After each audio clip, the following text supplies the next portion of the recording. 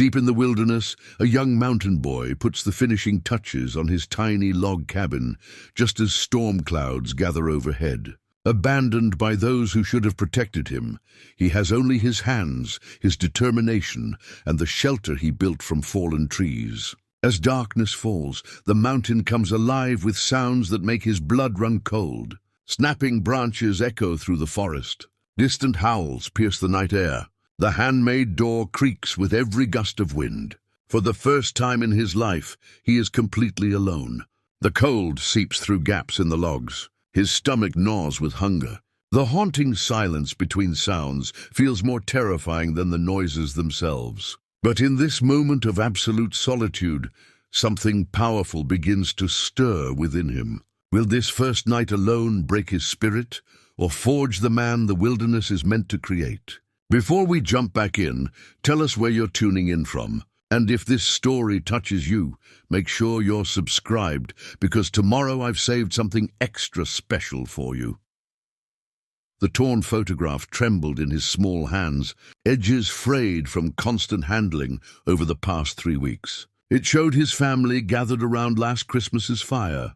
His parents, his sister, even Uncle Jim, with that confident smile that had convinced everyone he was the right man to lead the expedition into the high country.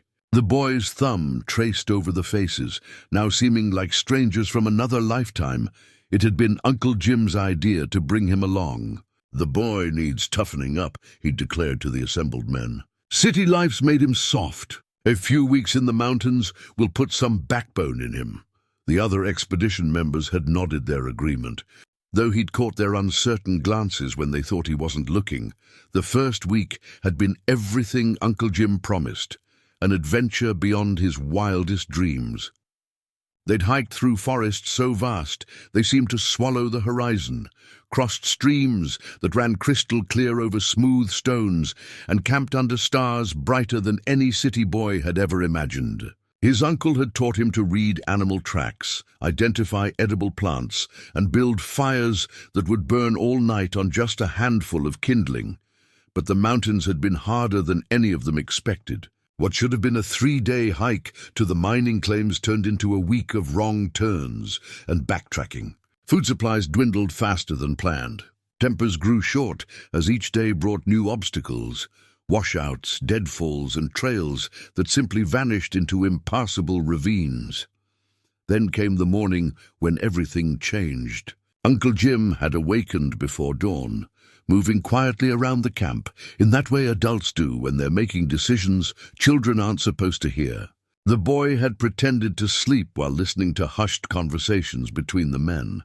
"We're 3 days behind schedule, and winter's coming early this year." "The boy's slowing us down. He can't keep the pace we need. There's shelter here. A good water source. He'll be safe until we can come back." "When? After we reach the claims?" "That could be weeks. Better than having him die of exposure on the trail." The boy had squeezed his eyes shut, hoping this was just a nightmare, that he'd wake up to find Uncle Jim cooking breakfast and planning another day's adventure. Instead, he'd felt a gentle hand on his shoulder and opened his eyes to see his uncle's weathered face filled with something that might have been regret. "Listen, son," Uncle Jim had said quietly, "we need to move fast now. And the trail ahead isn't safe for someone your age. You're going to stay here where there's good shelter and water. We'll be back in 2 weeks, maybe 3 at the most." The boy had wanted to argue, to promise he could keep up, to beg them not to leave him behind. But something in his uncle's voice told him the decision was final. Instead, he'd nodded and tried to look brave while his world crumbled around him.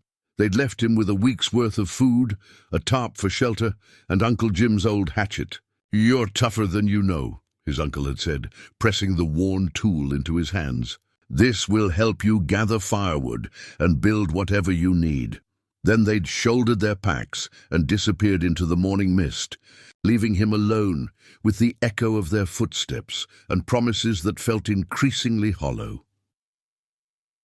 The first 3 days had been the worst. He'd built a crude lean-to against a fallen log and huddled inside, while rain soaked through the tarp and turned the ground beneath him into cold mud. He'd rationed the food carefully, making each meal smaller than his growing hunger demanded. At night, he'd stared into the fire and told himself Uncle Jim would keep his word. They'd come back.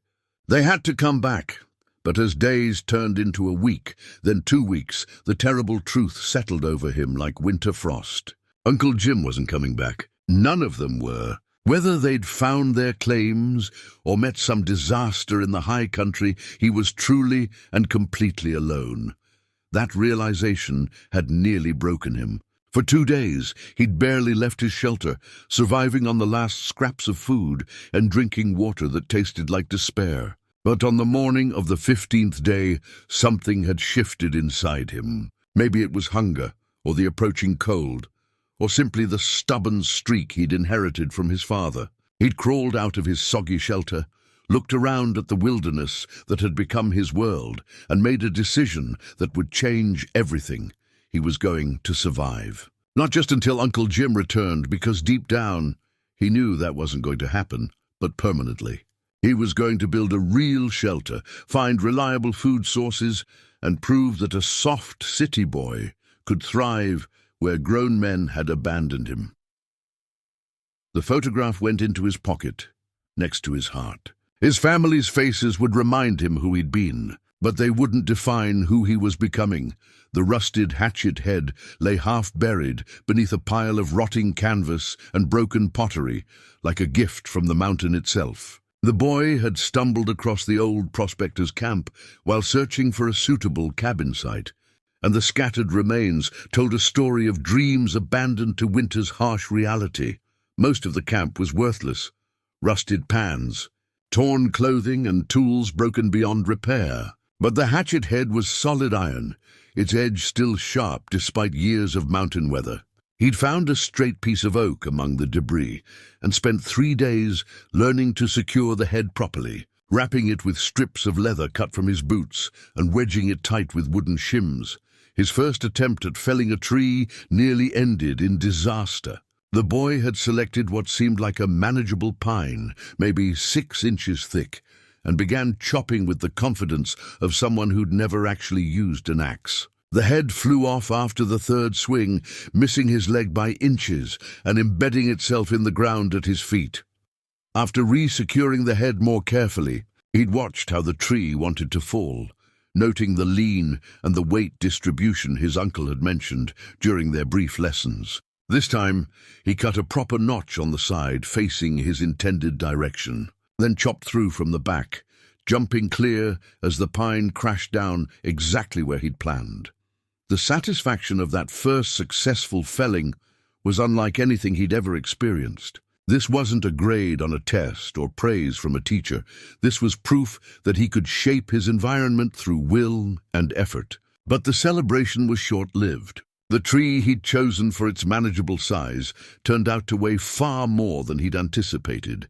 Moving the logs became an education in physics and desperation. He couldn't lift the full trunk, so he learned to cut it into sections he could barely manage. Even then, dragging each piece to his chosen cabin site left him exhausted and covered in sap.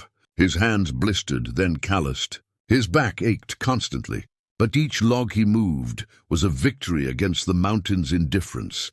The foundation stones had to be level, or the entire structure would rack apart in the first strong wind. He'd learned this the hard way, building his first attempt on ground that looked flat but sloped just enough to make the walls impossible to square.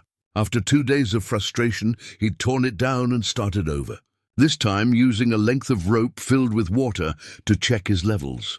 Setting the first course of logs required a precision he'd never developed. Each log had to be notched to fit snugly against its neighbor, and the corners demanded joints that would lock the structure together.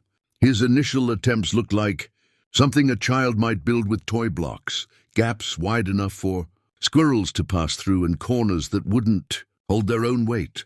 But failure taught him what success required. He learned to select logs that matched in diameter, to cut notches that fit together like puzzle pieces, and to use wooden wedges to tighten joints that had worked loose. The work was slow and often frustrating, but each course rose straighter than the last. By the end of his first week of serious construction, he had 3 courses completed around a foundation 8 feet by 10 feet. It didn't look like much, barely knee-high walls that a strong man could step over, but it represented something fundamental. He was no longer just surviving day to day. He was building a future, one log at a time. The hatchet became an extension of his arm, its weight and balance as familiar as his own heartbeat. He learned to read the grain of wood, to find the natural stress points where a log would split cleanly, and to judge which trees would yield the straightest, strongest timber. Each tree he felled taught him something new about the forests. Hidden architecture. Wildlife watched his progress with curious caution. Squirrels chattered from nearby branches, clearly annoyed that their territory was being claimed by this strange, persistent creature. A family of deer would emerge from the underbrush each evening to observe his work, their large eyes reflecting a mixture of wariness and fascination. The boy began talking to them as he worked, explaining his plans and sharing his small victories. "This corner joint needs to be tighter," he'd say to a particularly bold doe. Uncle Jim always said the corners were the weak point in any structure. The animals never answered, but their presence made the solitude less complete. As the walls rose higher, so did his confidence. What had seemed impossible just weeks ago, building a shelter that could withstand mountain weather, was becoming reality through nothing more than persistence and careful attention to detail. He was learning that the wilderness wasn't his enemy. It was simply indifferent, and indifference could be overcome through patience and skill. The snare was perfectly positioned along the deer trail, hidden beneath a light covering of leaves and set at exactly the right height. The boy had studied animal tracks for days, learning the difference between the delicate hoofprints of does and the broader, heavier marks left by bucks. This trail showed fresh sign every morning, a well-traveled path between water and feeding grounds. He'd constructed the snare from thin wire salvaged from the prospector's camp, forming a loop that would tighten when disturbed. The trigger mechanism was his own design, based on principles his grandfather had shown him years ago during a brief visit to the old man's farm. Back then, it had seemed like an interesting demonstration. Now, it was the difference between strength and starvation. The young doe had been caught cleanly, her death quick and without suffering. Still, the boy found himself weeping as he knelt beside her, overwhelmed by the weight of what he'd done. Taking a life, even for survival, felt like crossing a line he could never uncross. But the practical needs of building a cabin demanded strength, and strength required protein. Processing the deer became a lesson in using every gift the animal provided. He'd watched his uncle clean fish, but a deer was exponentially more complex. Working with his hatchet and a sharp stone, he carefully separated hide from meat, saving every usable piece. The venison would feed him for weeks if properly preserved. The hide would become essential clothing and tools. Even the bones and sinew had purposes he was only beginning to understand. The leather gloves took 3 days to create. First, he had to scrape every bit of flesh and fat from the hide, a process that left his arms aching and his nose burning from the smell. Then came the tanning, using a mixture of wood ash and water that his grandfather had mentioned in passing. The process was more art than science, requiring constant attention and adjustment until the hide became supple and workable. Cutting and sewing the gloves tested his patience and ingenuity. He had no patterns to follow, only his own hands as guides. The stitching was done with sinew carefully separated into thin strands, using a bone needle he'd carved and sharpened. The finished gloves were crude but functional, protecting his hands from splinters and rope burns as his construction work intensified. With proper hand protection, the cabin walls rose steadily. Each log had to be carefully selected, cut to length, and fitted into place. The boy developed a system, felled trees in the morning when his energy was highest, cut them to size during the afternoon heat, and fit them into the walls during the cooler evening hours when he could work with greater precision. The corner joints proved to be the most challenging aspect of construction. Each log had to be notched to lock with its neighbors, creating joints that would hold the structure together without nails or fasteners. His first attempts were sloppy, leaving gaps that would never seal properly. But gradual refinement taught him to cut each notch with the precision of a craftsman. Window and door openings required careful planning. He couldn't simply cut holes after the walls were complete. The structure needed to maintain its integrity while accommodating the openings. Using stakes and rope, he marked the exact positions and built the walls around wooden frames that would hold their shape. The physical demands of construction were reshaping his body as much as the cabin was reshaping his environment. Muscles he'd never known existed ached constantly during the first weeks, but gradually grew stronger and more responsive. His hands, despite the protection of the leather gloves, developed calluses that turned simple tasks into effortless motions.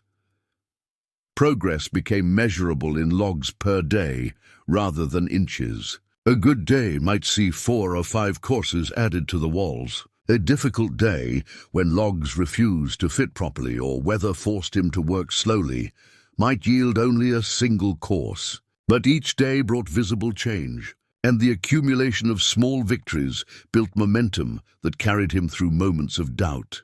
The cabin began to feel like a real structure rather than an ambitious pile of logs. When he stood inside the rising walls, he could envision rooms, a fireplace, furniture arranged for comfort and efficiency. The space had dimensions and character, protected areas where he could store supplies and sleep in safety. Evening rituals developed around his construction progress. After a day of building, he would walk the perimeter of his work, checking joints and planning the next day's tasks. The deer hide stretched on a nearby frame, the tools arranged for morning use, the carefully banked fire providing warmth and light for simple evening tasks. The mountain's rhythm was becoming his rhythm. Work with the sun, rest with the darkness, measure progress in seasons rather than hours. His old life of schedules and artificial deadlines seemed like something from a dream, replaced by the immediate reality of walls rising log by log toward a roof that would shelter him through whatever storms the mountain might send. The birch trees grew in a dense grove about half a mile from the cabin site, their white bark gleaming like beacons in the afternoon sunlight. The boy had discovered them while foraging for late berries, and immediately recognized their value from stories his grandfather had shared about building wilderness shelters. Birch bark was nature's waterproofing, layers of thin, papery material that could shed rain better than any manufactured covering. Harvesting the bark required careful technique and considerable risk. The best sections grew high on the trunk, where the bark was thickest and most intact. This meant climbing 30 feet or more up trees that swayed with every movement, using nothing but arm strength and determination to reach the prime harvesting areas. The boy fashioned climbing spikes from sharpened deer bones, strapping them to his boots with leather strips. The technique was crude but effective, allowing him to grip the bark while working his way upward. Each tree yielded only a few usable sheets, and the work was exhausting. His arms burned with fatigue after each climb, and more than once he'd nearly lost his grip when fatigue overcame caution. The bark came off in sections that varied from small scraps to pieces nearly 3 feet long. He learned to work with the tree's natural growth patterns, following the lines where bark wanted to separate rather than forcing cuts that would create weak points. Each sheet had to be carefully peeled, keeping the layers intact while removing debris and rough edges. Back at the cabin, the sheets required preparation before use. Some needed trimming to standard sizes. Others had holes or thin spots that required patching with smaller pieces. The boy developed a system for grading his materials, saving the largest, most intact pieces for critical areas while using damaged sheets for less demanding applications. The roof support structure had taken weeks to plan and build. Unlike the walls, which could be constructed log by log, the roof required precise angles and carefully calculated load distribution. He'd experimented with different designs, building small test structures to understand how weight and weather would affect the finished roof. The final design used a simple peaked configuration with support, beams running from the ridgepole down to the top course of wall logs. Each beam had to be cut to exactly the right length and angle, then fitted into notches carved into the ridgepole and wall plates. The work demanded a precision he was still developing, and several beams had to be recut when his initial measurements proved inaccurate. Installing the birch bark layers required patience and attention to weatherproofing principles. The boys started at the bottom edge and worked upward, overlapping each course like shingles to ensure water would run down rather than seeping through gaps. Each sheet was held in place with thin strips of green wood that would shrink tight as they dried. The first test came during a sudden afternoon thunderstorm that rolled in while he was still working on the final sections. Rain drummed against the partially completed roof with increasing intensity, and the boy scrambled to position the last few sheets while water began finding its way through gaps in his work. Inside the cabin, he crouched in the corner and watched water drip through a dozen small leaks. Each drop represented a flaw in his technique, a place where his waterproofing had failed to meet the mountain standards. But the majority of the roof held firm, shedding water as efficiently as any modern structure. The leaks became his teachers. By tracking where water entered and how it traveled through the bark layers, he learned to identify weak points and develop better installation techniques. Some leaks were caused by inadequate overlap. Others resulted from bark sheets that had been damaged during installation. Each problem had a solution, but finding it required careful observation and systematic repair. Repair work meant more climbing, more harvesting, and more precise installation.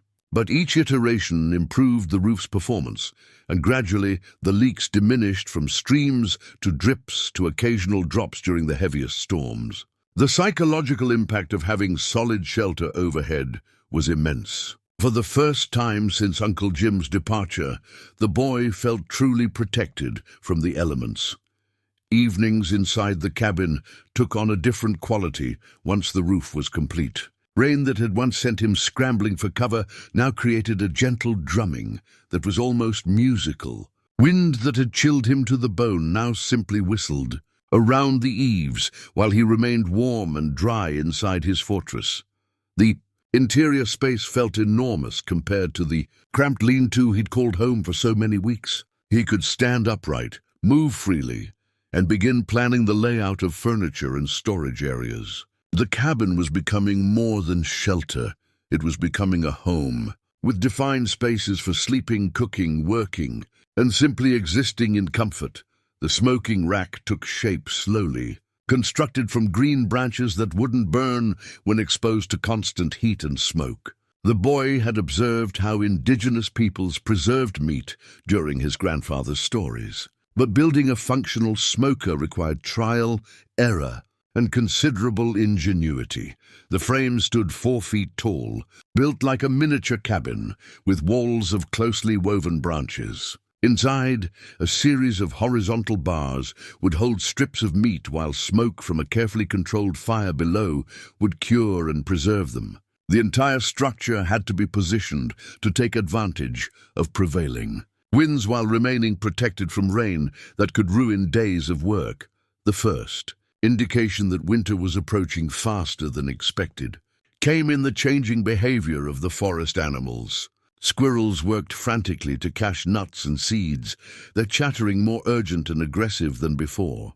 Birds that had been constant companions began disappearing, following migration routes south to warmer territories. Even the insects seemed to sense the approaching change, their activity becoming more concentrated around the cabin as they sought shelter. Night temperatures dropped noticeably, and morning frost appeared on the cabin's roof and the surrounding vegetation. The boy realized with growing urgency that his comfortable timeline for winter preparations had been overly optimistic. What he'd planned to accomplish over several months needed to be completed in just a few weeks. Hunting intensified out of necessity rather than choice. The snares that had provided occasional supplemental protein became critical survival tools. He expanded his trap lines, setting dozens of snares along game trails and near water sources. Success rates improved as his understanding of animal behavior deepened. But the work was constant and demanding. Small game provided variety but required different preservation techniques than the venison that formed the basis of his protein stores. Rabbits and squirrels were too small to justify the time required for proper smoking, so he learned to dry them using salt obtained by boiling down water from a mineral spring he'd discovered upstream from his cabin. The smoking process became a precise routine that demanded constant attention. Meat had to be cut into strips of uniform thickness, arranged on the racks without touching, and exposed to steady smoke for days at a time. The fire required specific types of wood that would burn slowly and produce the right quality of smoke. Too hot, and the meat would cook instead of cure. Too cool, and spoilage would ruin everything. Gathering and preparing plant foods required knowledge he was still acquiring through experimentation and half-remembered lessons. Nuts were the most reliable source of calories, but they had to be processed differently depending on the species. Acorns needed leaching to remove bitter tannins. Walnuts and hickory nuts could be eaten immediately, but stored better when thoroughly dried. Root vegetables grew wild throughout the forest. But distinguishing edible varieties from poisonous lookalikes required careful study and conservative testing. He learned to start with tiny amounts, wait for adverse reactions, then gradually increase portions until he was confident in his identification. Several promising discoveries had to be abandoned when small test portions caused stomach cramping or nausea. Firewood collection became an obsession that dominated his thoughts and planning. Different woods burned at different rates and produced varying amounts of heat. Hardwoods like oak and maple burned slowly and hot, perfect for overnight fires that would maintain cabin temperatures. Softwoods like pine ignited easily but burned quickly, ideal for cooking fires that needed rapid heat control.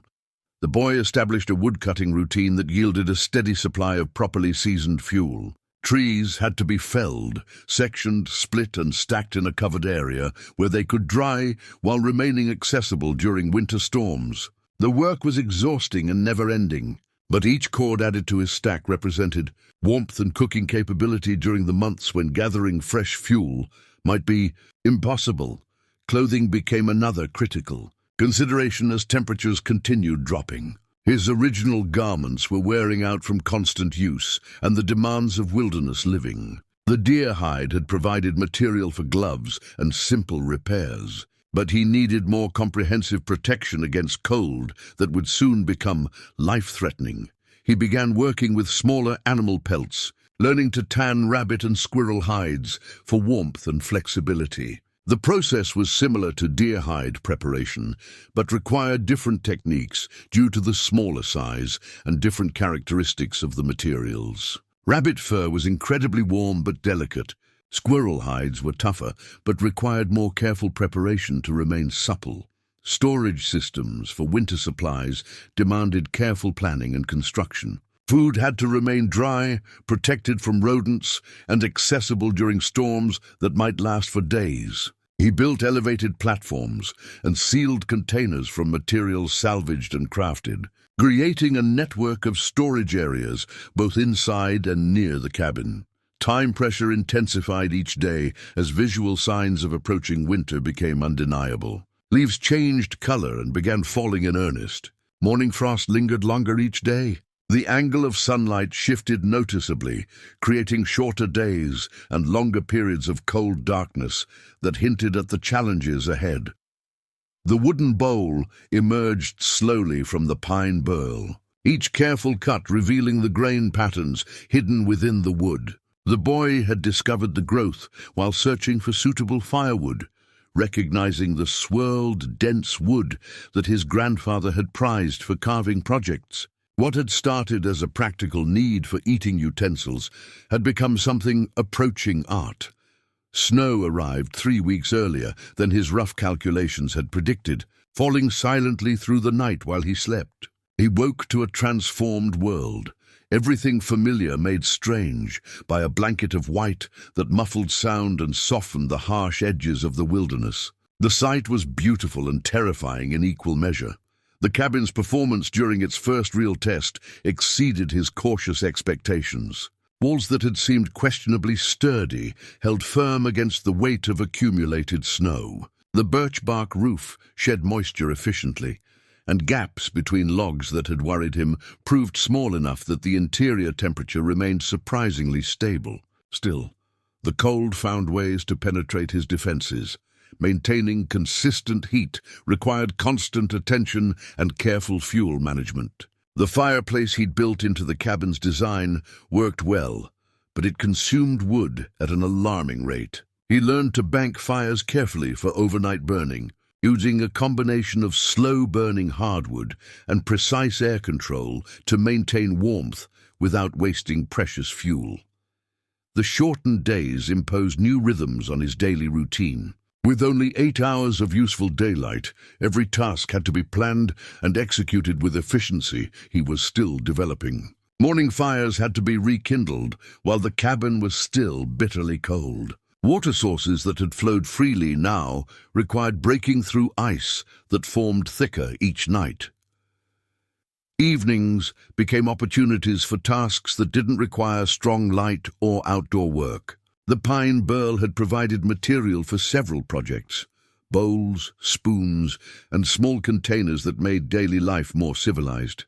Carving by firelight was meditative work that occupied his hands while his mind processed the day's challenges and planned for tomorrow's necessities. The wood-carving tools were improvised from materials at hand. Sharp stones served as gouges and scrapers. Pieces of broken metal from the prospector's camp became cutting edges. Even splinters of hard wood could be shaped into specialized tools for detail work. Each implement had to be crafted for specific purposes, and the boy learned to work within the limitations of his primitive toolkit. Working with the pine burl taught him patience and respect for the material. The wood had grown for decades, developing the tight grain patterns that made it valuable. Rushing the carving process would result in splits and tears that could ruin hours of careful work. Instead, he learned to follow the wood's natural lines, removing material gradually and allowing the hidden shapes to emerge at their own pace. The first bowl was crude but functional, carved with more enthusiasm than skill. Its walls were uneven, and the interior showed gouges from tools that hadn't been properly sharpened. But it held food without leaking and felt substantial in his hands. More importantly, it represented capabilities beyond mere survival, the creation of objects that served comfort as well as necessity. Subsequent projects showed marked improvement as his skills developed. A set of nested bowls utilized wood more efficiently while providing different sizes for various foods. Spoons carved from harder maple were more durable and showed better finish work. Each project taught lessons that improved the next attempt. The psychological benefits of creative work during long winter evenings proved as valuable as the practical results. Carving provided purpose during hours when outdoor work was impossible. The slow revelation of hidden beauty within rough wood offered hope that his own rough circumstances might conceal unexpected possibilities. Wildlife behavior changed dramatically with the snow's arrival. Deer moved through the forest in different patterns, following routes that conserved energy while accessing food sources. Small animals like rabbits and squirrels became more predictable in their movements, following established trails between shelter and sustenance. The boy adjusted his snare placements accordingly, achieving better success rates during a time when protein was increasingly critical. His own behavior adapted to the demands of winter survival. Movement outside the cabin became more deliberate, with each trip planned to accomplish multiple tasks. Clothing that had seemed adequate during autumn now felt inadequate against cold that penetrated every layer. He learned to work in short, intense bursts, rather than the sustained efforts that summer weather had allowed. The cabin's interior began to feel like a world unto itself. warm and secure, while the wilderness outside grew increasingly hostile. Storm winds that rattled the walls and roof became background noise rather than threats. Snow that accumulated on the roof provided additional insulation, making the interior even more comfortable during the coldest nights. Evening routines developed around the carving work and fire maintenance. As darkness fell, he would settle near the fireplace with his current project, working by flickering light while listening to the sounds of winter settling over the mountain. The rhythm of careful cuts and the warmth of the fire created a sense of domestic comfort that made his isolation bearable. The sharpened wooden spear leaned against the cabin wall within easy reach, its fire-hardened point gleaming in the firelight. The boy had carved it from a straight piece of ash, spending hours shaping the shaft and point until it felt balanced and deadly in his hands. He'd never expected to need it for defense, but the wolves had changed everything. They'd arrived on the third night of heavy snow, appearing first as shadows moving between the trees at the edge of his vision. At first, he'd convinced himself it was imagination, tricks of light and darkness that made fallen logs seem like prowling shapes. But when he stepped outside to gather firewood the next morning, their tracks told an unmistakable story in the fresh snow. The prints were larger than any dog he'd ever seen, with claw marks extending well beyond the pad impressions. They circled the cabin in a rough perimeter, coming close enough to investigate his scent trails, but staying far enough away to retreat quickly if threatened. The pattern suggested reconnaissance rather than immediate attack, but the implications were terrifying. That evening, they announced their presence with howls that seemed to come from every direction at once. The sound raised hair on the back of his neck and sent primal fear racing through his nervous system. These weren't the distant calls he'd heard occasionally during summer evenings. These were close, personal, and decidedly interested in his small corner of their territory. The boy spent that sleepless night sitting by the fire with his back against the cabin wall, listening to sounds that spoke of intelligence and patience. Occasionally, he caught glimpses of eyes reflecting firelight from the darkness beyond his cleared area.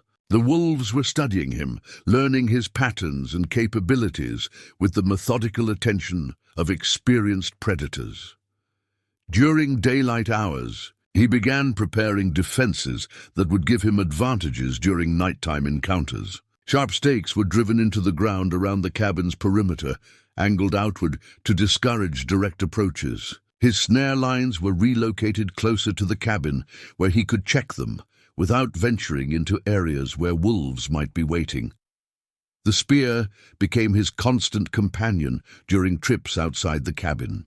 Its reach gave him confidence that claws and teeth couldn't match, and the weight of it in his hands provided psychological comfort even when no immediate threat was visible. He practiced thrusting and parrying motions until the movements became automatic responses that wouldn't require conscious thought during moments of crisis. Understanding wolf behavior became essential for survival rather than academic curiosity. He observed their tracks and signs with new intensity, learning to distinguish between hunting patterns and territorial marking. The pack seemed to consist of 5 or 6 individuals, led by a large male whose tracks showed confidence and authority in their placement and depth. The wolves' intelligence became apparent through their testing behavior. They would approach from different directions on successive nights, probing for weaknesses in his defenses or patterns in his responses. When he reinforced one approach route, they would shift their attention to another area. Their tactics showed planning and communication that challenged his assumptions about animal behavior. Psychological warfare seemed to be part of their strategy. Long periods of silence would be broken by sudden howls from unexpected directions, keeping him constantly alert and preventing restful sleep. They appeared to understand that exhaustion and fear could be as effective as direct attack in wearing down their prey's defenses. But gradually, the dynamic began to shift in unexpected ways. The boy's consistent presence and defensive preparations seemed to earn a grudging respect from the pack. Their approaches became less aggressive and more curious, as if they were reassessing his status from potential prey to possible neighbor. The breakthrough came during a particularly cold night when hunger drove a young wolf close enough to the cabin that the boy could study its condition by firelight. The animal was thin and obviously struggling with the same food scarcity that made his own survival challenging. In that moment, he realized they weren't necessarily enemies. They were fellow survivors competing for the same limited resources. His response to this revelation surprised even himself. Instead of driving the wolf away, he tossed a portion of dried meat beyond the defensive perimeter. The young wolf approached cautiously, consumed the offering quickly, then retreated to a safe distance. The gesture established a new precedent in their relationship. Over the following nights, the pack's behavior evolved from predatory stalking to cautious coexistence. They still maintained their perimeter around his territory, but the howls took on different tones, communication rather than intimidation. The boy began to distinguish individual voices and understand basic packy dynamics through their vocal interactions. The wolves taught him lessons about the mountain's harsh realities that no human mentor could have provided. Survival wasn't just about individual strength or determination. It required understanding one's place in a complex ecosystem where competition and cooperation often overlapped in surprising ways. The tally marks carved into the cabin wall near his sleeping area numbered 47 days since the first heavy snowfall. Each morning, the boy added another small vertical line to the growing collection, maintaining his connection to time's passage in a world where days blended into an endless cycle of survival tasks. The marks served multiple purposes beyond simple record-keeping. They reminded him that time was linear, moving forward even when each day felt identical to the last. They provided structure to weeks that might otherwise dissolve into meaningless repetition. Most importantly, they represented hope. Each mark was proof that he'd survived another day, evidence that he could continue surviving indefinitely. Deep winter had settled over the mountain with a weight that seemed to press down on everything living. Snow accumulated to depths that transformed the landscape into an alien territory where familiar landmarks disappeared beneath uniform whiteness. The cold penetrated everything, finding ways through the smallest gaps in his defenses and turning simple tasks into exhausting ordeals. Food supplies had dropped to levels that demanded careful rationing and creative supplementation. The smoked meat that had seemed abundant during autumn now represented finite calories that had to be stretched through weeks of uncertainty. Each meal became a calculated balance between immediate hunger and long-term survival needs. Tree bark became an unexpected source of sustenance during the most desperate periods. The inner bark of pine and birch trees contained nutrients that could supplement his dwindling protein stores. The preparation required careful scraping and processing to make the fibrous material digestible, but it provided calories when hunting. Success was sporadic. Winter roots required different harvesting techniques than their summer counterparts. Frozen ground made digging difficult and dangerous, but certain plants stored energy in underground structures that remained accessible even during the harshest weather. Jerusalem artichokes and wild onions could be located by remembering their summer growing locations and carefully excavating through snow and ice. The stored nuts that had seemed like emergency rations became daily staples. Acorns that had been properly leached and dried provided carbohydrates that balanced the protein from his limited meat supplies. Walnuts and hickory nuts offered fats that his body craved during periods of intense cold. Even small amounts of these foods made the difference between strength and weakness. Physical changes in his body reflected the demands of winter survival. Muscle mass had increased from the constant work of gathering fuel and maintaining his shelter. His hands, despite protection from the leather gloves, had developed calluses that made tasks like fire building and wood splitting more efficient. Cold tolerance had improved dramatically as his circulatory system adapted to sustained exposure. Mental adaptations proved equally significant. The boy developed internal conversations that provided company during the longest periods of isolation. He would discuss daily plans with imaginary companions, debate solutions to survival problems, and even argue different sides of philosophical questions that occurred to him during quiet moments. Memory exercises became essential tools for maintaining cognitive function during weeks of limited stimulation. He would recite poetry learned in school, reconstruct conversations with family members, and mentally walk through every room of his childhood home. These exercises kept his mind sharp while providing emotional connections to his former life.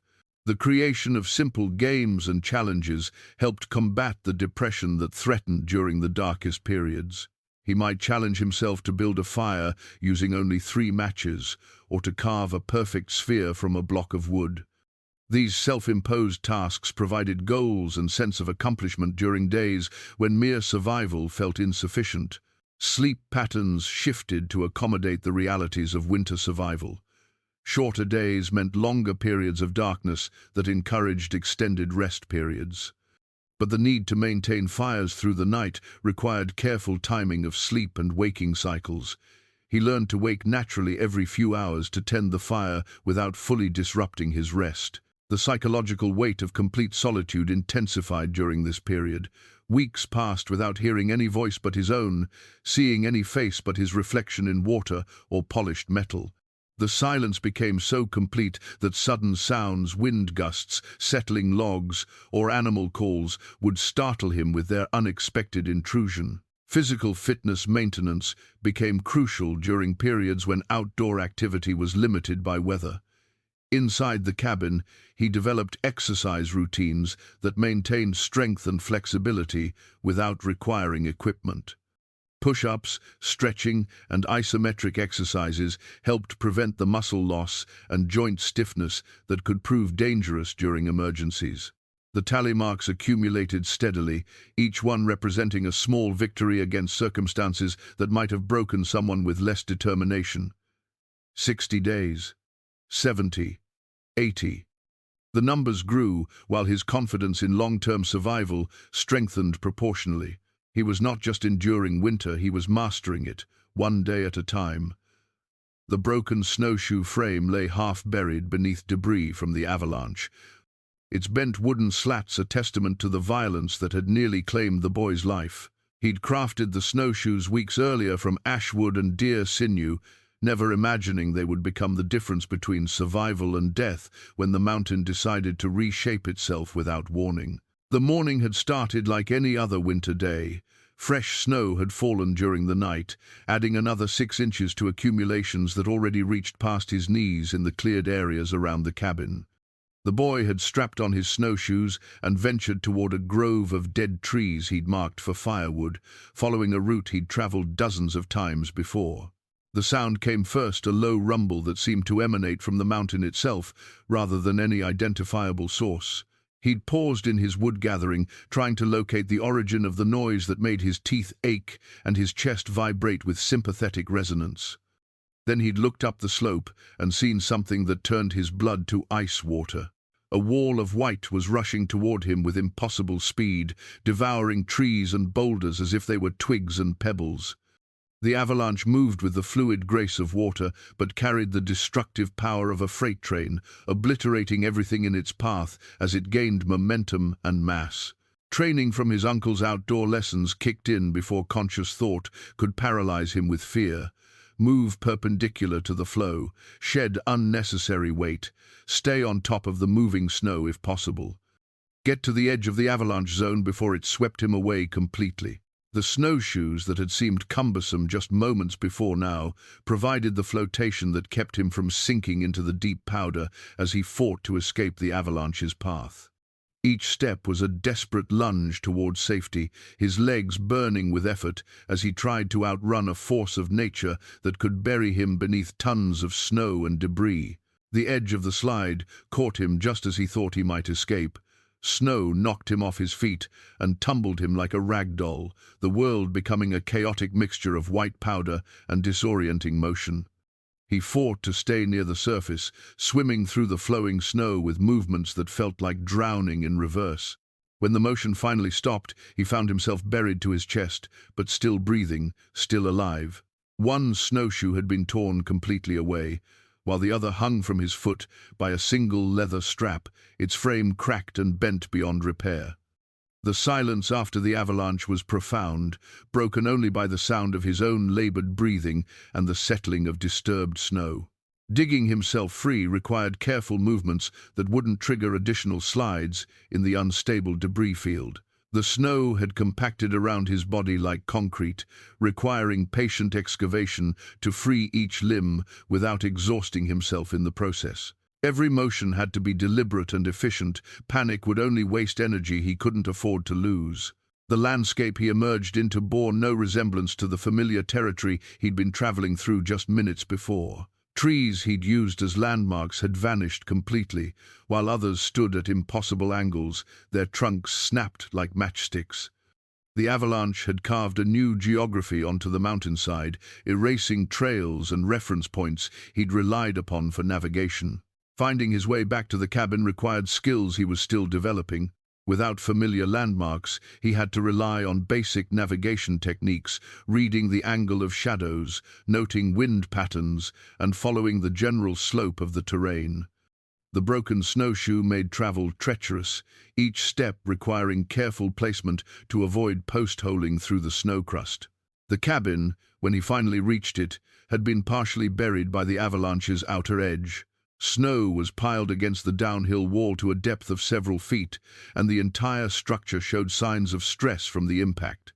But the basic construction had held, the corner joints and foundation stones proving their worth under conditions that would have destroyed a less robust building. Digging out the cabin became his most urgent priority. Snow that remained against the walls would melt and refreeze, potentially causing structural damage that could compromise the building's integrity. Working with his hands and improvised tools, he cleared the accumulated debris while carefully inspecting the logs for cracks or displacement. The door frame had shifted slightly under the snow load, requiring careful adjustment to restore proper operation.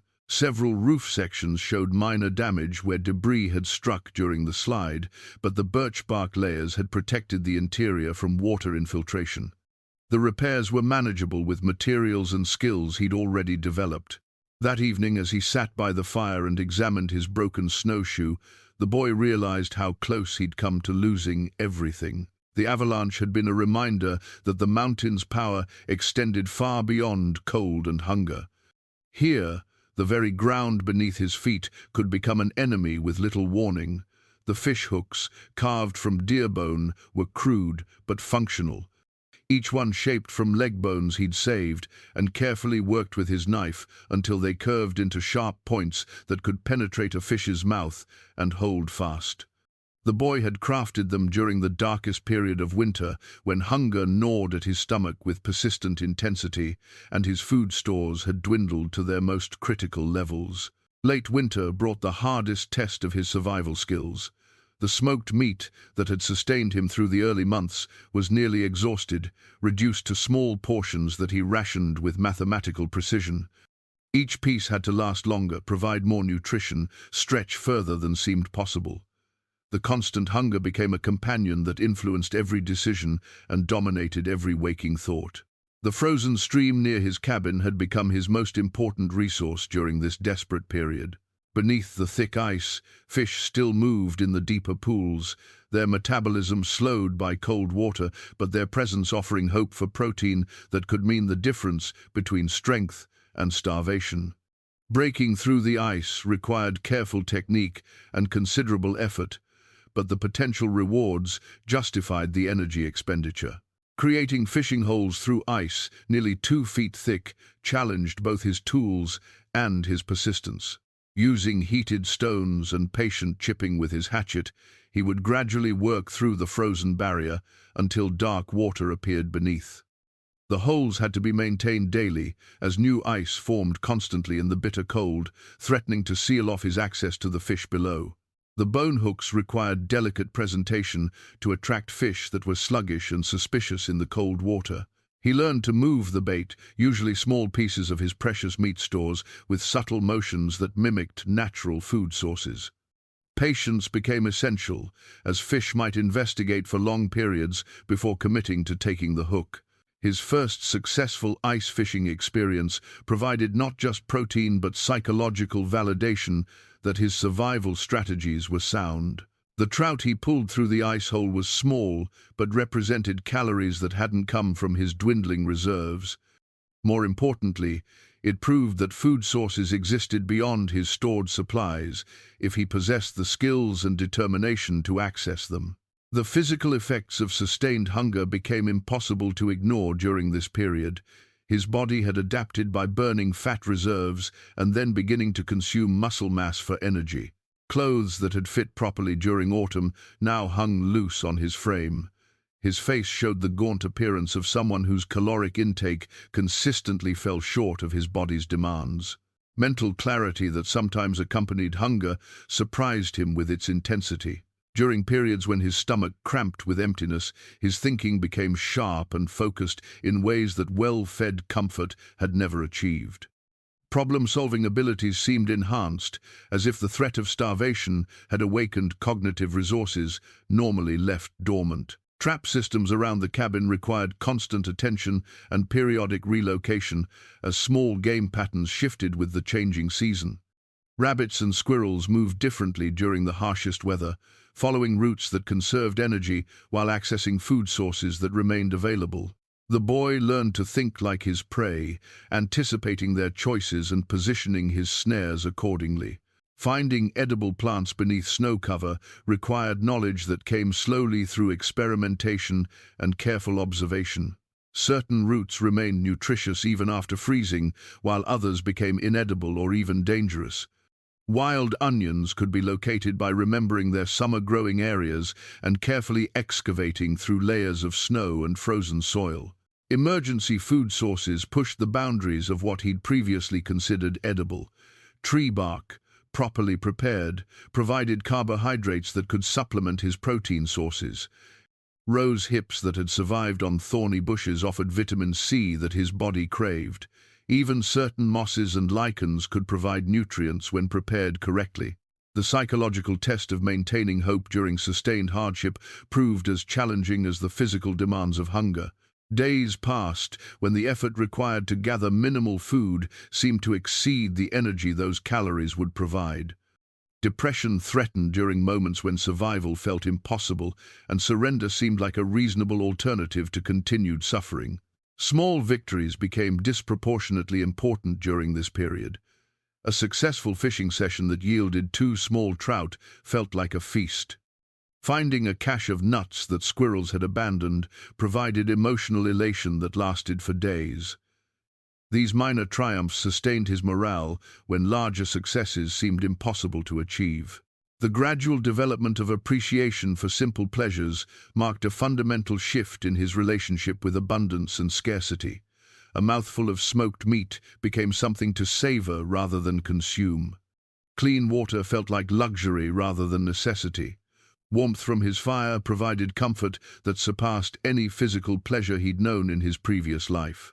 Each day survived during the hunger moon added to his confidence that spring would find him still alive, still capable of rebuilding his strength when better conditions returned. The bonefish hooks represented ingenuity, born from desperation, proof that necessity could inspire solutions that comfort never would have demanded.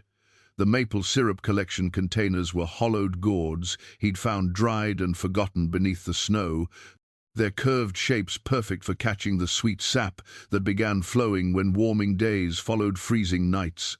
The boy had carved wooden spouts from birch branches, creating a simple but effective system for harvesting one of spring's first gifts. The signs of seasonal change appeared gradually, almost imperceptibly at first. Days grew longer by minutes that accumulated into hours of additional daylight. Snow that had seemed permanent began showing patches of bare ground where southern exposures caught the strengthening sun.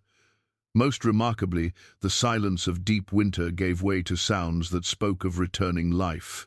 Bird calls that had been absent for months began filtering through the forest. First came the hardy species that had weathered the winter, nearby nuthatches and chickadees, whose cheerful voices provided company he'd forgotten he missed. Then came the migrants, returning from southern territories with songs that announced territorial claims and mating intentions. The maple trees that grew scattered throughout the forest around his cabin became sources of both nutrition and hope during the transition from winter to spring. When temperature fluctuations created the right conditions, freezing nights followed by warming days, sap began flowing upward toward branches that would soon burst into leaf. Tapping the trees required careful technique that balanced maximum sap production with minimal damage to the trees themselves. Using his knife, the boy cut small notches in the bark, angled downward to encourage flow toward his collection containers. The wooden spouts had to fit snugly to direct the sap efficiently while preventing contamination from debris or insects. Processing maple sap into syrup became a lesson in patience and fuel management. The watery sap had to be boiled down at a ratio of roughly 40:1, meaning that 40 gallons of sap would yield just 1 gallon of finished syrup. The process required constant attention and considerable firewood, but the concentrated sweetness provided calories and flavor his diet had lacked for months. The explosion of edible plants that accompanied spring's arrival felt like nature's compensation for winter's hardships. Tender shoots emerged from the forest floor, with nutrients concentrated in their growing tips. Wild onions appeared in marshy areas, their familiar flavor a welcome change from the monotonous diet of stored foods and occasional fish. Dandelions, often considered weeds in civilized settings, became treasured sources of vitamins and minerals his body craved after months of limited variety.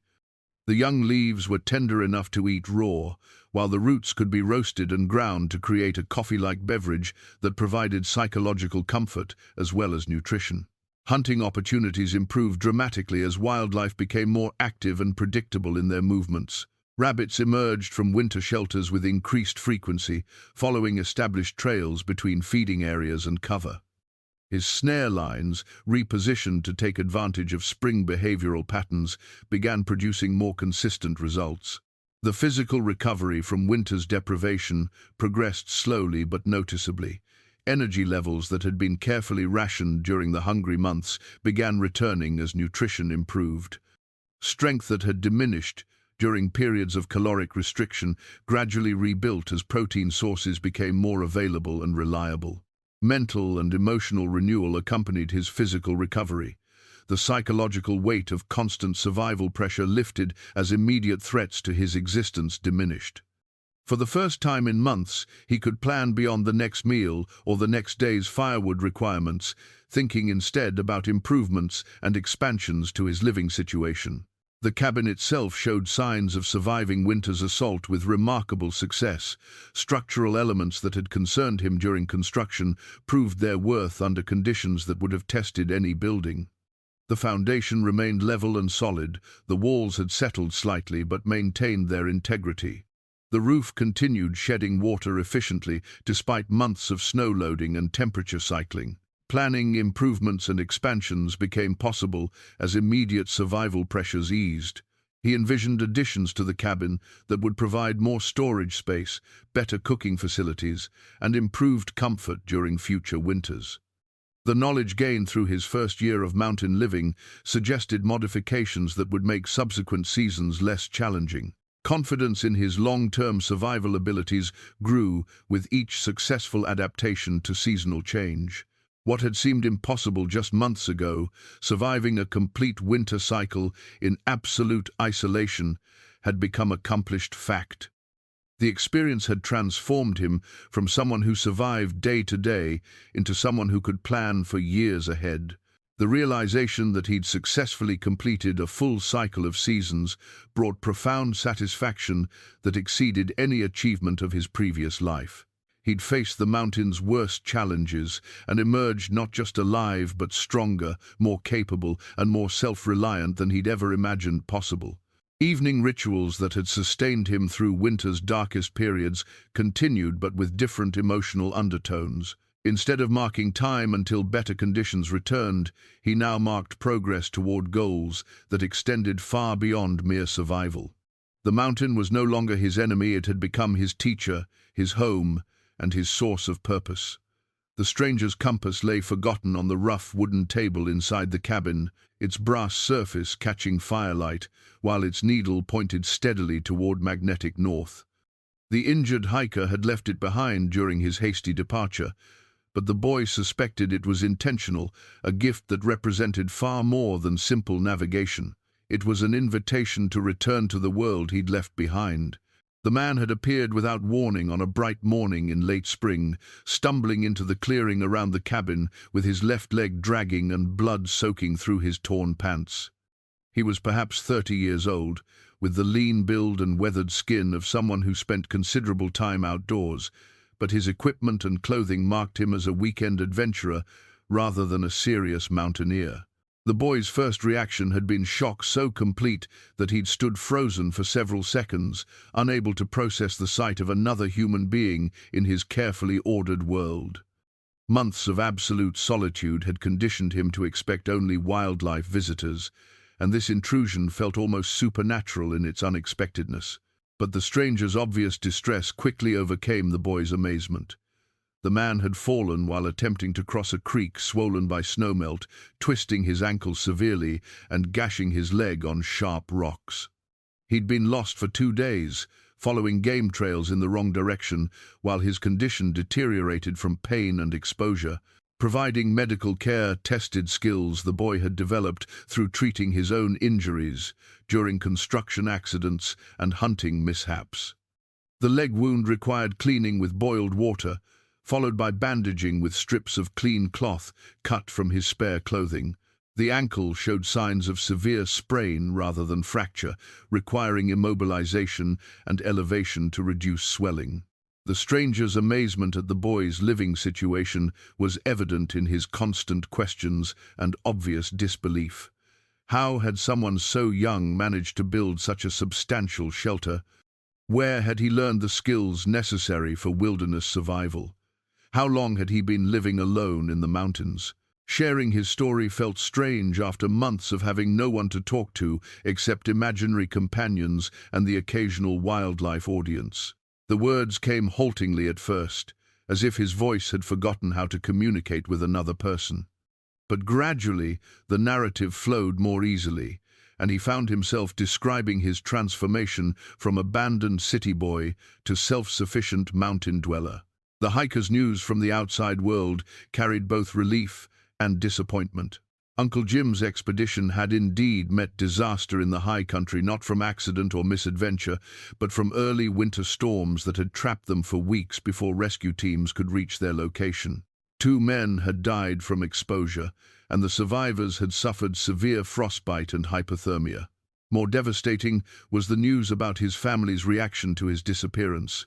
Search parties had combed the mountains for weeks following the expedition's rescue, but they'd concentrated their efforts in areas much closer to the expedition's known route.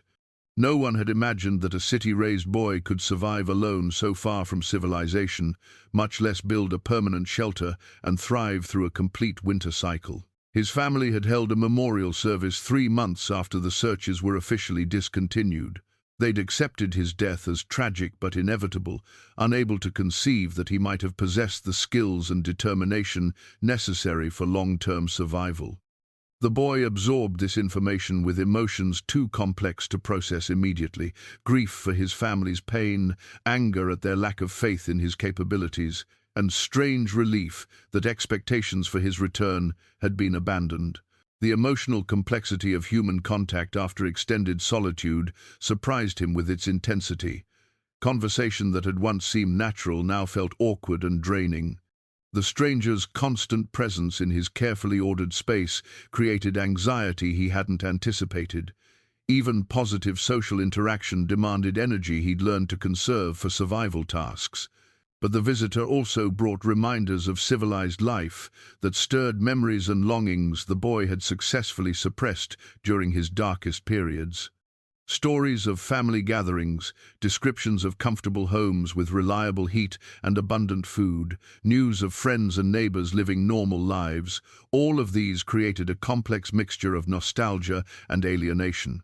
The stranger's obvious admiration for his survival accomplishments provided validation the boy hadn't realized he craved. To hear another person acknowledge his skills, express amazement at his achievements, and treat him with the respect due to someone who'd mastered difficult challenges, this recognition filled emotional needs that solitude couldn't address. As the man's leg healed enough for travel, conversations inevitably turned to the future. The hiker offered to guide him back to civilization, to reunite him with family who would be overjoyed to discover his survival. Transportation could be arranged. His old life could be resumed, enriched by the extraordinary experience he'd survived. But the compass on the table pointed toward more than geographical direction. It pointed toward a choice that would define not just his immediate future, but his fundamental identity as either a survivor of wilderness or a resident of it. The letter, written on birch bark, lay carefully folded beside the dying embers of the morning fire, its surface covered with words carved painstakingly into the smooth inner bark with the point of his knife. Each letter had required deliberate effort, but the message was clear and final, his explanation to a family who would never understand the choice he was making. The internal struggle had consumed 3 sleepless nights as the injured hiker recovered enough strength for travel. The man's offer of safe passage back to civilization represented everything the boy had lost when Uncle Jim's expedition abandoned him: family, comfort, security, and a future mapped out by others' expectations. But accepting that offer would mean abandoning everything he'd gained through months of hardship and growth. The boy had changed in ways that extended far beyond physical capabilities and wilderness skills. The person who'd been left behind 15 months ago no longer existed except in memory. That frightened city child had been replaced by someone who thought in seasons rather than school terms, who measured wealth in stored food and seasoned firewood rather than money, who found comfort in solitude that would have terrified his former self. Returning to his old life would mean fitting back into a shape he'd outgrown, resuming relationships with people who couldn't comprehend his transformation. Well-meaning relatives would hover over him with protective concern, unable to accept that someone so young could possess the judgment and skills necessary for independent living.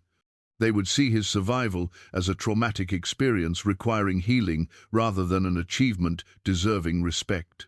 The practical realities of civilized life held no appeal after months of direct engagement with fundamental necessities.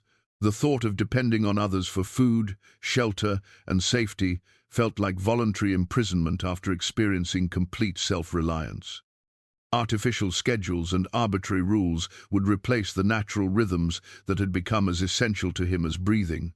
Most troubling was the prospect of losing capabilities he'd worked so hard to develop. Skills that had meant the difference between life and death would atrophy from disuse in an environment where everything was provided by others. The confidence born from overcoming genuine challenges would fade in a world where most obstacles were artificial and most dangers were imaginary. The hiker's amazement at his survival accomplishments inadvertently highlighted the gulf between his current capabilities and the expectations others held for someone his age. Adults consistently underestimated young people's potential, creating limitations that became self-fulfilling prophecies. Breaking free from those expectations had been essential to his survival, and accepting them again would represent a fundamental betrayal of what he'd become. The mountain had taught him lessons that no classroom could provide. He'd learned patience from seasons that couldn't be rushed, persistence from challenges that couldn't be avoided, and humility from forces that couldn't be controlled. These lessons had shaped his character in ways that returning to artificial environments would gradually erode. Writing the letter forced him to articulate feelings and decisions that had been forming subconsciously for weeks. The words carved into birch bark became commitments that couldn't be retracted, explanations that his family deserved, even if they wouldn't accept them.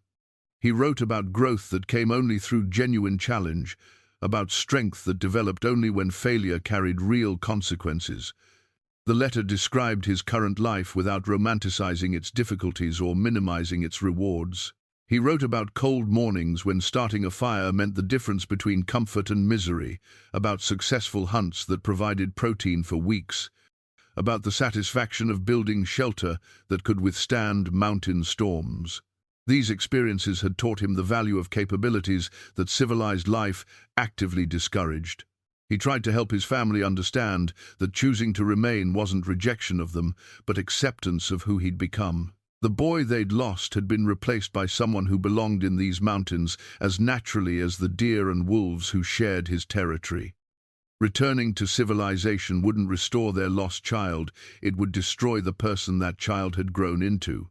The hiker's departure preparations provided distraction from the emotional weight of his decision, gathering supplies for the man's journey, preparing food that would sustain him through several days of travel, and creating basic medical supplies for treating his healing injury. These tasks felt like natural extensions of the hospitality that had characterized their relationship. The final goodbye carried emotional complexity that surprised both of them. The stranger had become attached to the boy's remarkable story and felt responsible for his welfare in ways that extended beyond their brief acquaintance. Leaving him alone in the wilderness felt like abandoning someone who deserved protection and guidance.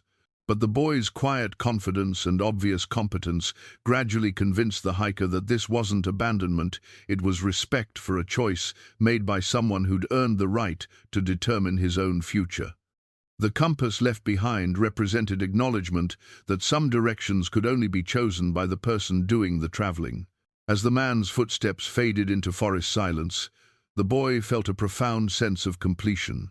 He'd faced the ultimate test of his commitment to mountain living and chosen authentically rather than conventionally.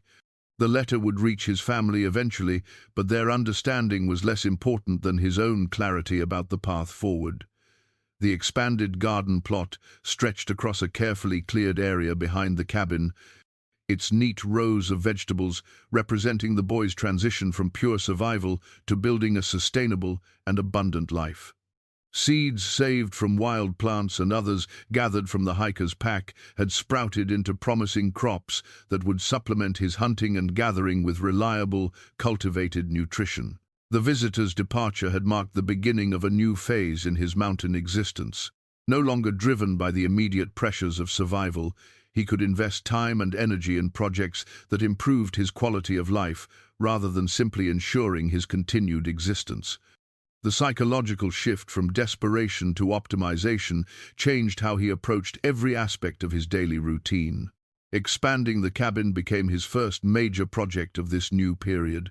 The original structure had served its purpose admirably, but 15 months of living in its confined space had revealed numerous opportunities for improvement.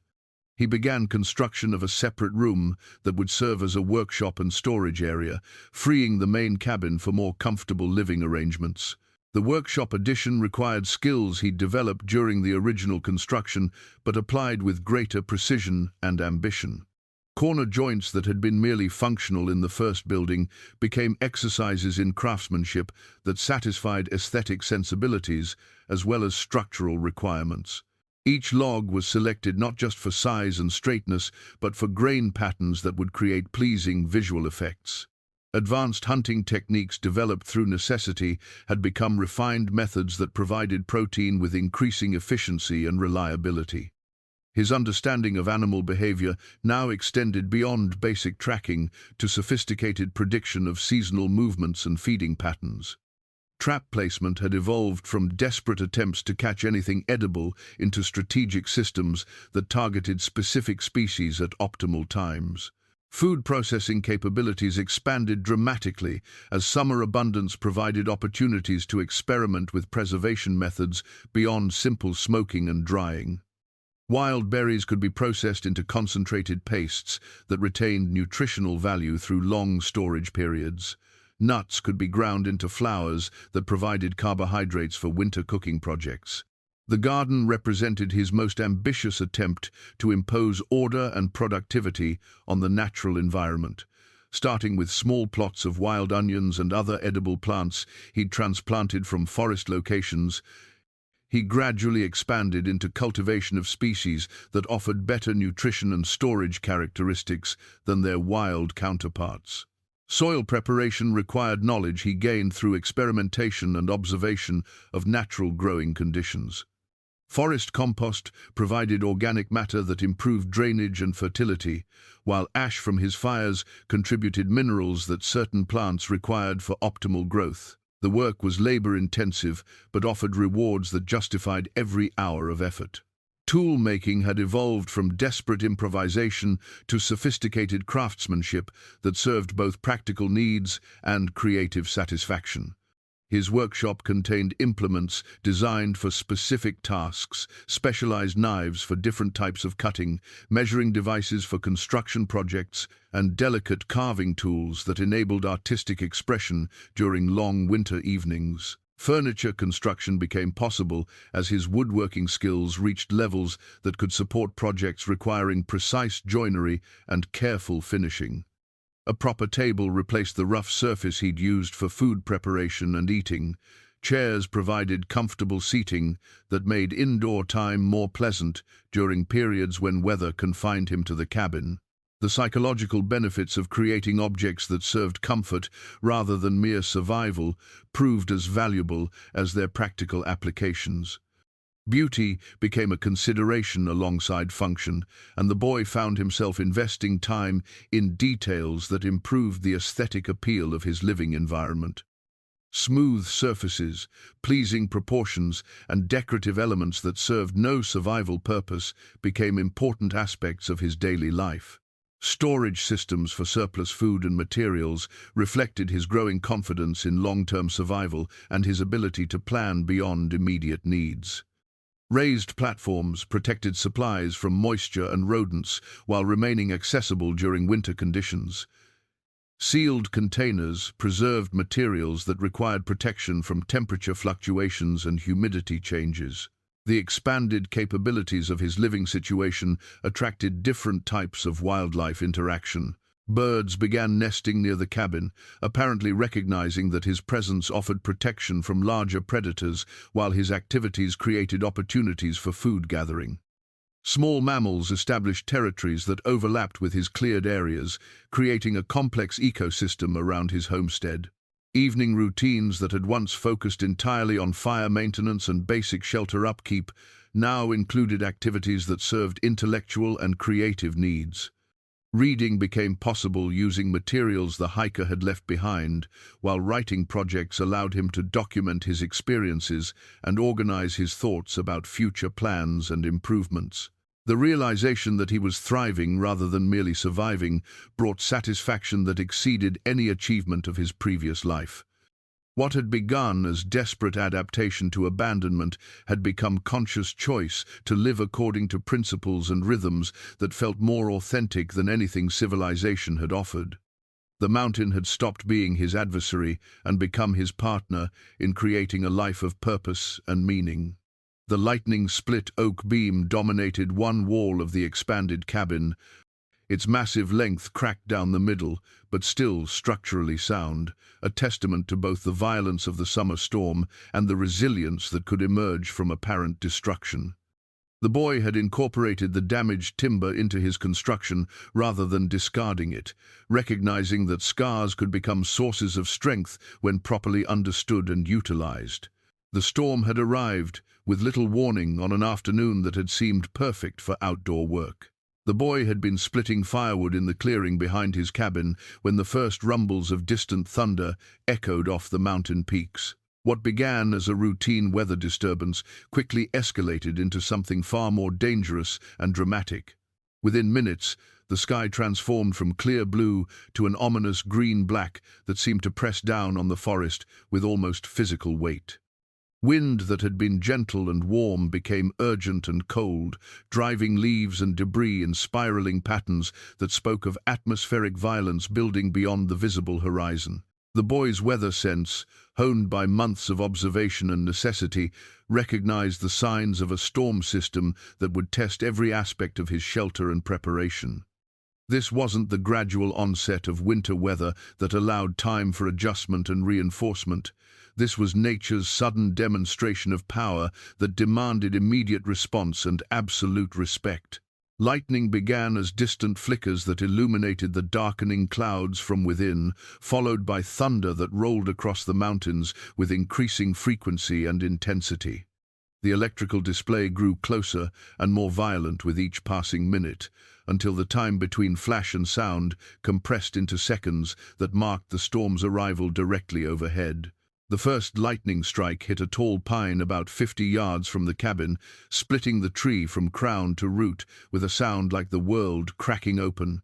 The brilliant flash temporarily blinded the boy, while the thunder felt like a physical blow that rattled every bone in his body. The smell of ozone and burning wood filled the air with sharp intensity. Rain arrived not as drops, but as sheets of water driven by winds that bent mature trees nearly horizontal. The boy barely reached the cabin's shelter before the deluge would have soaked him to the skin within seconds. Inside, he listened to water drumming against the birch bark roof with force that tested every joint and overlap in his waterproofing system. The lightning strike that hit his cabin came without warning, a brilliant flash that turned the interior white as noon, while simultaneously filling his ears with sound that seemed to come from inside his own skull. The electrical charge ran down the oak beam he'd used as a main support, splitting it lengthwise, but somehow leaving the overall structure intact. In the aftermath of the strike, the boy found himself on the cabin floor, temporarily deafened and disoriented, but miraculously uninjured. The acrid smell of burned wood and electrical discharge filled the interior, while small fires smoldered at several points where the lightning's energy had found outlets through the building's structure. Extinguishing the small fires required immediate attention, despite his temporary hearing loss and the continued violence of the storm outside. Using water from his storage containers and dirt from the cabin floor, he systematically eliminated every spark and ember that threatened to spread into uncontrolled burning that could destroy everything he'd built. The storm's duration seemed endless, with lightning strikes continuing for hours while rain and wind battered the forest with unrelenting intensity. The boy spent the night awake and alert, monitoring his shelter's performance while mentally cataloging damage that would need attention once conditions permitted outdoor work. When morning finally arrived, the forest showed signs of transformation that would take years to fully manifest. Dozens of trees had been damaged or destroyed, creating new clearings and altering drainage patterns that had been stable for decades. The boy's immediate surroundings bore scars from the storm's passage, but had survived with remarkably little serious damage. The split oak beam became the focal point of his reconstruction efforts. Rather than removing the damaged timber, he reinforced it with additional supports that incorporated the crack into the building's structural design. The repair work was stronger than the original construction, while the visible scar served as a permanent reminder of the night when nature had tested his shelter with maximum force. Salvaging materials from storm-damaged trees provided resources for improvements and expansions that he'd been planning but couldn't previously afford in terms of time and labor. Freshly fallen timber was easier to process than standing trees, while the storm's clearing work had opened new areas for potential garden expansion and improved access to water sources. The psychological impact of surviving such a violent demonstration of natural power reinforced his confidence in both his shelter and his own capabilities. He'd faced one of the mountain's most dangerous moods and emerged not just intact, but actually strengthened by the experience. The storm had been a test, and he'd passed with results that exceeded his own expectations. The completed journal lay open on the rough wooden table, its pages of carefully prepared birch bark and deer hide filled with detailed accounts of every significant event, discovery, and lesson from his remarkable year of mountain living. The boy had begun documenting his experiences during the long winter evenings, but the project had evolved into something far more comprehensive, a complete record of his transformation from helpless child to capable young man. The one-year anniversary of his abandonment had passed without ceremony, but not without recognition. Exactly 12 months had elapsed since Uncle Jim's expedition had left him alone in the wilderness with promises they'd never kept. The boy who'd been abandoned no longer existed except in memory, replaced by someone who belonged in these mountains as naturally as the wildlife that shared his territory. The journal entries revealed the magnitude of his transformation through detailed descriptions of challenges overcome and skills developed. Early pages documented desperate struggles for basic survival, failed attempts at fire-making, crude shelters that provided minimal protection, and the constant fear that had dominated his thoughts during those first terrifying weeks. Later entries showed growing confidence and competence as survival skills became second nature. Detailed observations of wildlife behavior, seasonal changes, and weather patterns demonstrated the depth of knowledge he'd acquired through careful attention and systematic learning. Technical descriptions of construction projects, tool-making processes, and food preservation methods revealed expertise that would challenge many adults. The writing itself had improved dramatically over the months of practice. Early entries were brief and awkward, written by someone still developing literacy skills while simultaneously learning to survive in hostile conditions. Recent pages showed fluency and sophistication that reflected both intellectual growth and the confidence that came from mastering complex challenges. Preparing for his second winter required different strategies than the desperate rush that had characterized his first autumn preparations. This time, he possessed knowledge gained through experience rather than hope based on theory. He understood exactly how much firewood would sustain him through the coldest months, how much food was necessary to maintain strength during periods when hunting was difficult, and which improvements to his shelter would provide the greatest benefits. The food storage systems he'd developed over the summer represented quantum improvements over his initial preservation efforts. Sophisticated smoking processes produced meat that would remain edible for months without refrigeration. Root cellars dug into hillsides maintained stable temperatures that extended the storage life of vegetables and nuts. Carefully sealed containers protected materials from moisture and rodents while remaining accessible during winter storms. His understanding of seasonal cycles had progressed from basic awareness to intimate familiarity with the subtle rhythms that governed mountain life. He could predict weather changes days in advance by reading cloud formations, wind patterns, and animal behavior. Plant phenology had become a calendar more reliable than any human timepiece for determining optimal timing of hunting, gathering, and construction activities. The cabin and its surrounding improvements now constituted a genuine homestead rather than emergency shelter. Multiple buildings served specialized functions: workshop, root cellar, smokehouse, and expanded living quarters that provided comfort as well as protection. The garden plots had produced surplus vegetables that supplemented his diet while providing seeds for expanded cultivation the following year. Tool collections that had begun with salvaged and improvised implements now included sophisticated instruments designed for specific tasks. Specialized knives, measuring devices, construction tools, and artistic implements enabled work that would have been impossible with his original crude equipment. Each tool represented knowledge gained and skills developed through months of practical application. The psychological transformation was perhaps more significant than his material achievements. The fearful child who'd hidden in a crude lean-to during his first winter storm had been replaced by someone who viewed challenges as opportunities for growth rather than threats to survival. Confidence built through genuine accomplishment had eliminated most of the anxiety that had once dominated his thoughts. His acceptance of his choice to remain in the mountains had evolved from desperate necessity to conscious preference. The civilized world that had once seemed like paradise lost now appeared artificial and constraining compared to the authentic existence he'd created. The thought of returning to dependency on others for basic needs felt like voluntary imprisonment after experiencing complete self-reliance. Recognition of leadership qualities that had developed through self-reliance surprised him with their strength and scope. Managing complex projects, solving problems under pressure, and maintaining determination through extended hardship had taught him capabilities that few people ever had opportunities to develop. These qualities would serve him regardless of what path his future might take. The satisfaction of building a complete life from nothing exceeded any achievement his previous existence had offered.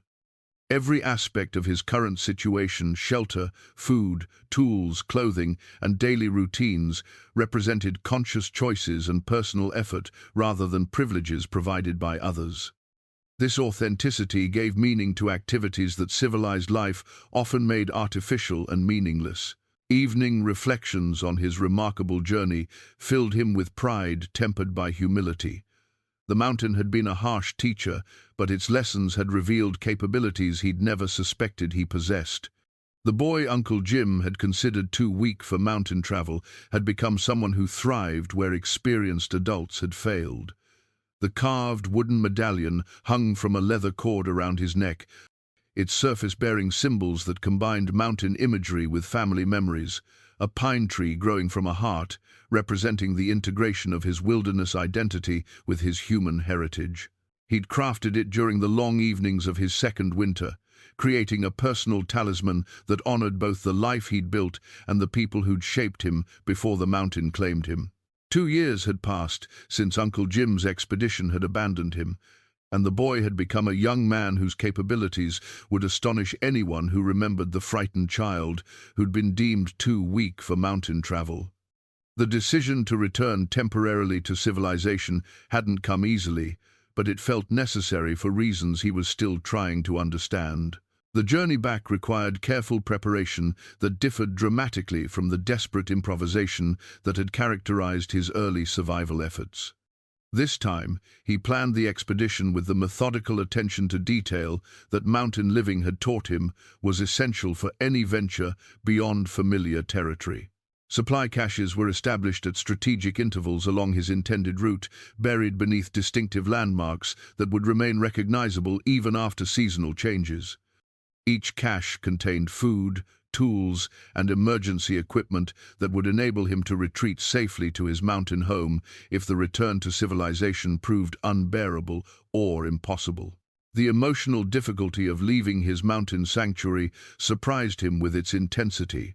Every familiar sight, the cabin he'd built log by log, the garden plots that represented his transition from survival to abundance, the workshop where he'd developed skills that few people ever mastered, felt like part of his identity being torn away. The trail down from his isolated valley followed routes he'd scouted during hunting expeditions, but never traveled with the intention of reaching human settlements. Each mile carried him further from the life he'd created and closer to a world that might no longer have room for what he'd become. Wildlife accompanied his journey as if acknowledging his departure from their shared territory. The wolf pack that had once threatened him now followed at a respectful distance, their presence feeling more like an honor guard than a hunting party. Birds that had nested near his cabin called from overhead, their voices seeming to carry messages he couldn't quite interpret. The first signs of human habitation appeared gradually: old logging roads, abandoned equipment, boundary markers that indicated private property. These artifacts of civilization felt alien after 2 years of living according to natural rather than artificial boundaries, but they also stirred memories of a life he'd almost forgotten. The town, when he finally reached it, overwhelmed his senses with sounds, smells, and visual complexity that mountain living had never demanded him to process. Car engines, human voices, the geometric regularity of buildings and streets, everything felt simultaneously familiar and foreign, as if he were visiting a place he'd known in dreams rather than lived experience. His family's reaction to his unexpected appearance exceeded even his most optimistic expectations. The memorial service they'd held months earlier had helped them accept his death, and his resurrection seemed to challenge their understanding of what was possible. Tears, embraces, and repeated expressions of disbelief filled hours that passed like minutes. Sharing his story required patience and careful explanation as he helped his family understand the magnitude of his transformation. The skills he'd developed, the challenges he'd overcome, and the life he'd built seemed impossible to people whose experience was limited to civilized environments where survival was provided rather than earned. The contrast between his current capabilities and their memories of his former self created cognitive dissonance that took days to resolve. The frightened child they remembered bore little resemblance to the confident young man who described building shelters, hunting wildlife, and thriving through mountain winters that would challenge experienced outdoorsmen. His decision to split his time between mountain and civilization represented a compromise that honored both aspects of his identity, Summers in the mountains would allow him to maintain the skills and perspectives that had become essential to his sense of self, while winters in town would provide opportunities for education and relationships that isolation couldn't offer. The final scene played out on a crisp autumn morning as he prepared to return to his mountain home for the winter. His family had finally accepted that their boy had become someone whose needs and capabilities extended beyond what civilized life could provide. Their blessing felt like recognition of his growth rather than acceptance of his loss. The medallion caught sunlight as he shouldered his pack and began the familiar journey up the mountain trail. Behind him lay a world of artificial comfort and imposed limitations. Ahead waited a life of authentic challenge and unlimited possibility. The mountain had taught him that home wasn't a place others provided. It was something you created through your own choices, efforts, and determination. He'd learned that the wilderness didn't just shape him, it had revealed who he truly was beneath the fears and limitations that civilization had encouraged. The boy who'd been abandoned had discovered that abandonment could become liberation when met with courage and persistence.